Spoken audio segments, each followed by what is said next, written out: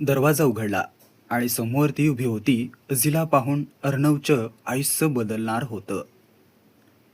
ही आहे अर्णवाची कथा.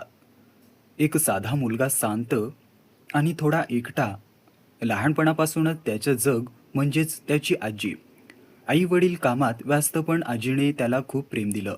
एक दिवस ऑफिसमध्ये रिया आली. हसरी बोलली आणि खूप वेगळी. पहिल्याच दिवशी अर्णव तिच्याकडे आकर्षित झाला.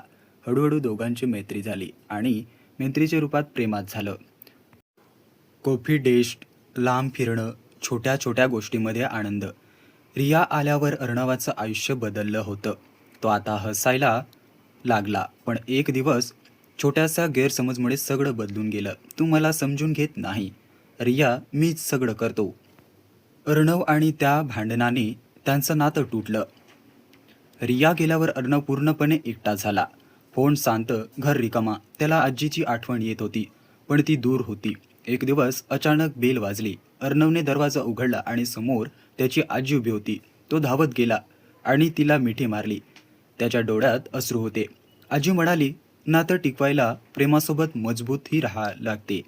माफी माग म्हणजेच हार नाही. अर्णव रियाला फोन केला आणि दोघं पुन्हा एकत्र झाले, कारण खरं प्रेम कधी संपत नाही.